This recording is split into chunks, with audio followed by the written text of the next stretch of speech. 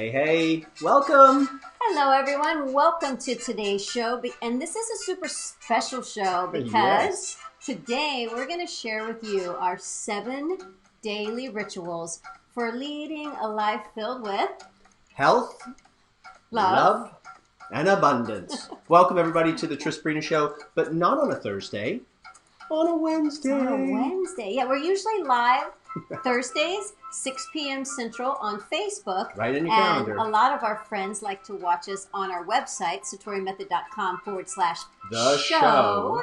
So whatever works for you. If you watch it on Facebook, like the page. Definitely, so we can keep you informed about when we're going to go live and other goodies coming your way. And if you're watching us on YouTube, definitely subscribe to the channel because it's got some juicy nuggets. All right, 7 daily rituals for truly living in great health, beautiful connections of love, and more abundance. And when we're talking about abundance, we're not just talking about wealth and the monies, although monies are beautiful and they can do a lot of good in the world, but we're talking about abundance consciousness, living in this place of expansion, not that small, tight, compressed, fear-based mind, but this open, big mind, universal mind. Should we dig in? So it's been decades that we've been trying to cultivate for ourselves. What can we do every day that at the end of the day, we feel really connected to source, we feel really good in our body, we feel like it was a day worth living, and sort of like going to sleep proud of who you are. And so these are the 7 rituals that we insist on, non-negotiable, on having every day. Yes. So here they go. The 7 daily rituals. And why don't we just like alternate back and forth? Do I get to go first? Yeah. Yay. Look, Sabrina made me show and tell notes. I love it. Okay, the very first one, you guessed it, top of the list, meditation.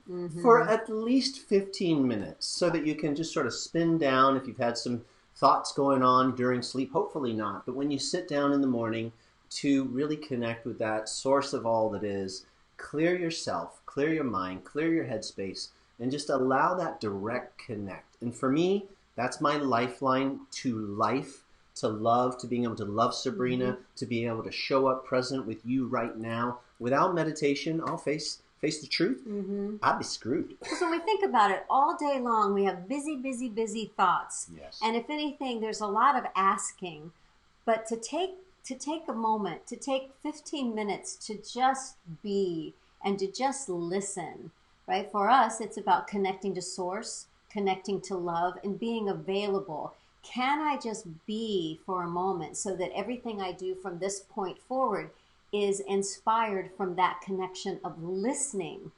So as far as you want to tap intuition, start your day with meditation. And it isn't, I used to think it had to be very austere and very serious, and I had to sit a certain way and hold my hands a certain way. You know, it's whatever works for you. And you know that you're doing meditation right when you love it, when you just can't wait, when it's a privilege, when you're like, my meditation done. Gosh, I hope I have enough time for meditation. No, it can't go on the list of to-dos. It'll really change your life. It completely changes your life. Here's why. Because it connects you back to you. You, the source of your life is your soul, right? That knowing, that inner being, that beautiful, unconditional access to love. I am not able to love unless I'm connected to my soul. Yep. That's just my experience. That's why it's such a part of our relationship. Yeah. Yeah. So meditation is our first and most precious ritual. Number one. Number 2, move your body. That's definitely. Okay, so like I love to move my body. It is a way that I really tap into flow. But let's say just for someone who isn't like a movement enthusiast like I am, I would say at least 30 minutes a day. And it doesn't have to be all at one time. It can be 3 times move for 10 minutes. You can do 10 minutes of Qigong. You can take a 10-minute walk. You can dance around your house for 10 minutes. You can lift weights, right? For me, I do an hour every single day, but that's because I love it. I love it. What? It said 90 minutes. I mean, even if you get like an Apple Watch, even an Apple Watch says meditate Exercise 30 minutes a day. Get off your booty and move, or move in your chair. And Do I was something. actually thinking before we went live, okay, there's 24 hours in a day. Let's say you sleep 8 hours, which that would be a really good idea. And then how many hours would be left? 16. A lot. So if you're going to sit on your butt for 15 and a half hours, we should probably move for at least 30. Now, when you move your body, it isn't just about the exercise. It's about the blood flow. It's about circulation. It's about getting rid of any stagnant energy that's there. And a lot of times, if you're stuck in a mood, moving your body helps shift the emotions. It helps shift the thoughts. We even sometimes take our clients on walks when you're like trying to talk about something. Walking, yes. Walking and talking. Any kind of movement. Definitely vigorous. I like to get a little frisky from time to time. I love gentle, kind on the body movement, right? So not everybody wants to go and punch bags and do hardcore kicks and heavy weights and things like that. Gentle, beautiful qigong and yoga and movement and swimming and dance and all of it. Anything is going to unblock the channels that get locked up. It's going to get that mind-body connection, which is so incredible, because when the mind and body connect, and they're always connected, but sometimes they're kind of skewed, right? That mind-body connection is always on. But when you bring things back into alignment, it opens up the door for a deeper access to your meditations. In fact, meditation being number one, it's so beautiful. After you're done moving, just take a moment and notice the difference in your ability to connect. That's a huge meditation hack that a lot of people aren't doing. It's very powerful. Well, we even notice it with our puppies that are actually sitting right here with us. They get so happy when they get to go for a walk, when they get to move, when they get to smell things, when they get to experience other experiences. And we've seen it completely change their level of health, making sure that every day we walk them at least 15 minutes. Totally. Okay, is it my turn again? It's your turn, number 3. So we have meditation, we have movement. This one's really important. I mean, I bet we're preaching to the choir, but why not, right? Food and water. Give me some food and water. What I like to say is eat and drink life force. Right. So everything is energy. Everything is charged with life force. But some foods and liquids have a higher vibratory frequency than others. If they've been cooked and processed and chemicals added, of course, the life force is compromised. So anytime you can get things that are fresh, you can still recognize what they are. Oh, that's a tomato. That's lettuce. That's an avocado. Like, you can see where it came from, and if possible, organic. And here's why, not just because of pesticides and things like that, but think about intentions behind who's growing the foods. Because energy is everything, and energy gets put into everything. So when someone makes a meal, in fact, if I just a quick little story, when I read back in 1986, I was crossing the Mississippi. No, back in 1986, getting ready for my black belt, I read a book called The Way of the Peaceful Warrior. Many of you have read that book by Dan Millman, or you saw the movie later with Nick Nolte, and it was great. There's a moment in the movie or in the book where the main character, Dan, goes to have I believe it was a macrobiotic meal with his teacher, who he called Socrates. And I believe that the friend who made the meal, Socrates' friend, was Joseph, I believe. Joseph prepared this beautiful, gorgeous, organic meal. And Dan was eating it, and he said, wow, the food tastes so delicious. Like, what's the secret in your recipe? And he said, I believe, at least this is the intention of what this young man got, it's love. I thought, wow, it's the first time I realized you can put love and energy into your foods. So what you drink and what you eat should be high vibratory foods and drink. And prepared with love. That's prepared with love. That's probably why we all liked grandma's cooking. That's right. Because Rita's cooking. A lot of grandmas and mommies, they show love through food. We prepare things with love, like, oh, I'm going to make this and give it to them. It's one of the most sacred, special that things. energy is in the food. Yeah. So don't just be fast food person or on the go, run, eat. Like, try to, with intention, honor and acknowledge the food. Really be grateful for the food, that it's going to nourish the body temple. And when you ingest food in that consciousness, do you not think your body's going to get more out of it? And especially if you're preparing the food in that consciousness. So this is a high one on the charts. Number 3. Okay. Number 4. How do you feel? What's next? Notice So this Not a parking ticket notice. this might take a little explanation. So noticing is another way of saying, like, be present, be aware. Actually take time as you move through your busy, busy day to notice. To notice if you go for a walk. Don't just take a walk and be thinking about your troubles, right? As you take a walk, notice the flower that has 4 different colors on one petal. Notice the little bird singing the song in the tree. Notice the cashier as they ring you up at Trader Joe's. Look at them, notice, smile, like really participate in life, being present to your life, noticing what is unfolding in front of you. Right? So you did the meditation and you moved and you're eating clean and you're drinking clean. And so the universe, God, source is unfolding this experience for you. And sometimes we don't even see it because we're so caught up in our thoughts. We're so caught up in the past. We're so caught up in picking old scabs, right? Focusing reruns, as Sabrina calls them. Reruns, past hurt, that we don't notice the spectacular thing that's happening right now. And that's why sometimes people have regrets later in life. Wow, I wish I could go back and see that again. I wish I had told that person that. I wish I had seen that. So being present and noticing with an intention to do that numerous times a day. Let me be super present. If you're meditating and moving and eating clean, you're going to be more present, period. So you're going to naturally be noticing, right? So I love when we go on a walk midday with the puppies, and we're like, wow, what a beautiful flower. Wow, what an interesting way that tree is growing its roots into the grass, or whatever it is. You're seeing more because your bandwidth is open and you're able to take in more information. Even hearing. Yeah, everything sometimes peaks up. If when you hear, like, all of a sudden you hear a bird, or you hear those bugs and the cicada bugs, is that what they are? And then when you really listen, it's like, oh my gosh, that's so loud, it's deafening. How did I not even hear it? How did I not even hear it? And then once you hear it, you realize it's thunderous. It's so loud. You guys are sharing some very beautiful comments, and thank you, because I get to put them on the screen to be part of this conversation. So we're moving on. So we've got meditation, movement, eat and drink that beautiful food, that life force, and just notice, be present. Really take it all in.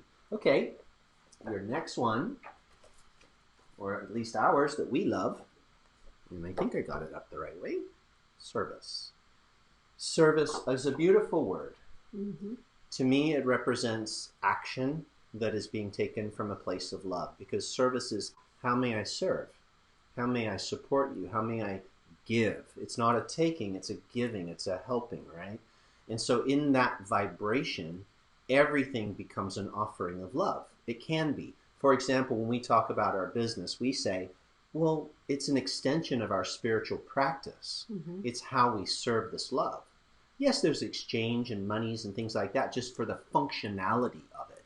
But maybe you're a mommy or a daddy raising a family. That's a beautiful service. Yeah. What a gift to those children, and of course to you, providing you're enjoying it.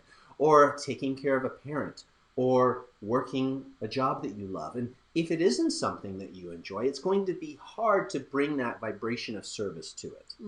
And so we would recommend that you find things that light you up so that it feels like service. And when you're doing actions and you feel like they're of service to what? Yeah. Right? Of service to love, to the highest good, then I feel like I'm never alone. I'm always co-creating with all that is. I have, like, the power of the universe behind me, that it feels very beautiful to think, I'm an instrument to make food to feed these children. Word, I'm co-creating this. I'm in partnership with this. Almost like with God, it's like, it's me and you, kid, right?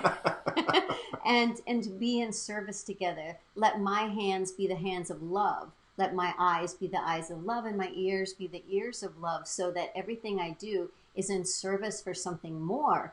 And that way I can actually, my capacity is for more, and I can serve more. And then the fatigue doesn't set in, and the victim and the complaining, it shifts everything. when your actions, which may look the same from the outside, are for service rather than only self. And it feels so good when you can be in collaboration with others who have the same value system or the same direction or mission, if you will, where in that collaboration there's a team or a movement. That's what we love about so many of you that we get to work with in expanding your practice, like the Qigong certification that's happening. People are learning how to share more love through movement. And so there's this movement in consciousness, and it's like a team. We're like partners helping each other. And in fact, I've never shared this before, and I'll tell you guys something that's very kind of, I wouldn't say it's private, I just never talk about stuff like this, but let's take a moment. I was sitting in meditation. What's today? Wednesday? It was Monday. And it was a very beautiful, deep meditation in a big red chair. In the morning. In the morning, Winston was wrapped around my neck, snoring a little. And the sound of the snoring just took me deep. And then I've never had this in this way. I've always felt it, but I've never seen it. I could see above my head, it was like white blue color. And I know this sounds wild. Not to some of you guys would be like, oh yeah, totally. But for me, it was like there were these others there, which we call the team. Sometimes it feels like my father Peter is participating in our journey now. But these look like healers, and they were pouring, feel it. They were pouring through their hands this energy, and they were right here. And we were all participating together in this life. It was really crazy, awesome, cool. But in that place of how may I serve, you're not alone. And so when you catch that, because a lot of people feel alone, you know, you're part of something bigger than you. You realize this is bigger than me. Service is bigger than just us. It's very powerful. So, and that's a quick way to shift from I don't know if I'm good enough. I don't know if I'm an expert. I don't know if I'm a great teacher. I don't know if I can do that. I don't have the confidence. I don't look the right way. I don't sound the right way. You know, you can just leave all of that over there when you move into service and collaboration with life itself. That's the word, collaboration. The team. The team. This team, you guys being a part of the team, all of us doing something beautiful together feels so fulfilling. This life is just gorgeous. Madeline's here. I know. She's back from Egypt. And you know what she's doing? She's walking like an Egyptian. You knew she was going to say something like that. She just got back from Egypt. Okay, I think we're on number 6 already. It's Sabrina's turn. Yes, it is. Go ahead and give us a recap. This is a test. Oh, okay. So connecting to that beautiful love through meditation. 1. Moving the body because it's a temple. 2.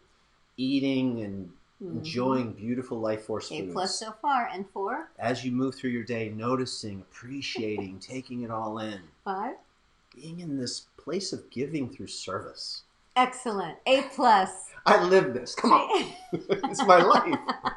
That's my day. Do you guys see the continuum of the day? This is how it flows, right? 6. This is juicy. Thanks. So let's talk about what we mean by this. Everyone says be thankful, be grateful. What 3 things are you grateful for today? And that can start to sound really trite, right? But you can move it into such a profound experience when you really are grateful every day. When you really, really tap into every day, especially every night, right? Thank you for this day. Wow. Here we go. Thank you for my life. Thank you for being here with me. Thank you for seeing me. Thank you for loving me. Thank you for inspiring me. Thank you for making me laugh. Thank you for taking me to all these places and giving me these experiences that you gave me. Thank you for beating my heart. Thank you for letting me walk. Thank you for letting me hear that music. Thank you for letting me feel my puppies when I touch them. Thank you for letting me see the sky. Thank you for letting me laugh all the way to the guts. Thank you, thank you, thank you. And not take any of it for granted. Thank you for being my partner. Thank you for being such a good leader. Thank you for allowing me to relax because I know you're going to take care of everything. Thank you. I see you. I acknowledge you. I feel you. I know you're here. Thank you. And when you think from that place, you're just like this balloon that's just like, whoa. You're just so full of love because you're honoring the truth. And it's like you swell with gratitude. Because you're so open. Gratitude and love are intertwined. You really can't separate the two of those. So maybe have a rampage of appreciation inside. I do that if I wake up in the middle of the night and can't sleep. I actually just go through thank yous because it's so soothing, and anything that woke me up or any thought that could be worrying or stressful, when I remember that that's just nonsense, it's all being taken care of. That being thankful, being grateful, and acknowledging. You need to be more grateful. One of my personal favorite things, just because it brings a visceral sensation, is to at night walk outside, especially if you can see the sky where you live, and if you have stars, or you just can take it in as you look up, and just have a little conversation as Sabrina was thanking. She's thanking. I remember one time we had a little affirmation that we put on one of those affirmavisions, and somebody looked at it and it said, "Thank you for my life." And the person said, who is this affirmation thanking? They didn't understand. Who am I saying thank you to? You decide. Thank you to God. Thank you to the divine. Thank you to nature, to essence, to love, to whatever you want to call it. But I like to have a bit of a conversation like you. And I like to communicate. And it's very much like that Sinead O'Connor song. Thank you for healing me. Not the right melody, but you guys know that one? We can't sing it right, or we'll get in trouble Facebook will with shut us down. So I can't sing it for you right now. But it's that conversation of thank you. It starts the connection. It fires it up. And you feel that you're not alone. And you know what? You're not. You're never alone. The team is there. Okay, beautiful, beautiful, beautiful. That's a really magical thing that happens is when you start acknowledging all that you're being given and all of the possibilities, the limitlessness of your life, the limitlessness of your ability to expand. When you acknowledge it, even more than you're able to intellectually understand that, your capacity for it grows. So it's like at the same time that you're thankful, you're fertilizing your capacity to experience more gratitude. And gratitude is nirvana. That is like such an incredible thing to feel, is truly grateful. It is humbling, and yet at the same time I think it's the feeling of someone who has mastered something. When you've really mastered something, you're so grateful to it. It might be an art form, right? Any great artist, when they talk about their art, they're so respectful of it. They're so grateful for it because it was their lifeline to love. Ron just shared that this all feels like qigong to him, and it is. Even number 3, he said that's awesome. The one that he's elevating is around the healthy, joyful, love-filled foods, right? But it's all life force. Everything that we're talking about is a connection to that love force energy and how you cultivate it and stay in alignment with it, which leads us to number 7. Number 7. And I would say that this one is probably, for a lot of folks, one of the most important and easiest bang for your buck, so to speak, because... And ignored often. We live in a... What is it? We live in a busy world, and it's gotten busier and busier than ever because of technology and information overload, and time has become compressed seemingly, and there's a lot of agendas out there for us. And so we're pulled in all these directions. And that's why these 7 rituals are super important, because if you don't have them, just like your parents gave you routines when you were a kid and you brushed your teeth on a regular basis and you went to bed at a regular time, It was locked into your life, so it kept you safe and it kept you healthy. But now we're the parent for ourselves, and if we don't have these routines without them becoming routine, if we don't have them and appreciate them as a ritual, because a ritual is sacred, without these, we can very quickly lose our way. But these, to me, are the 7 most important for all of us, and I think most people are struggling with this one. Sleep. And I will tell you that sleep is absolutely a form of energy work. If you don't sleep, you go, you cannot function, right? Sleep deprivation. Body breaks. So intense on the brain and the body, right? And people who don't get enough sleep, their cortisol levels are higher. They tend to hold more weight. They can't think straight. They have brain fog. It is an energy work. It's sleep gone. Write it down as a form of energy work, because when you go deep and you know how to fall asleep and stay in that beautiful alpha, theta, deltas. Right after your gratitude rampage. Totally. As you're slipping into this meditative state, whether you sit to meditate or lie to meditate, I lie. My sleep is a form of lying in a flowing energy stream, and I am connecting to source, and I am inviting the light, and I'm going in through the yin tong third eye, and I'm laying in a river of love. He sounds like a river too sometimes. I snore like a river eventually, and I'm holding onto Sabrina's hand or something. There's a union. Yeah. If you live with a person, have a union connection if you can with them. Especially in 2 places, like a toe very and grounding, a hand. Very ground. We call it circling. So it circles the energies. And as I'm lying and connecting, I'm asking for guidance to come during the night. Because I don't want to be thinking it all and trying to figure it out. There's a great wisdom, be it you call your soul or that which you download or upload, however you get that access.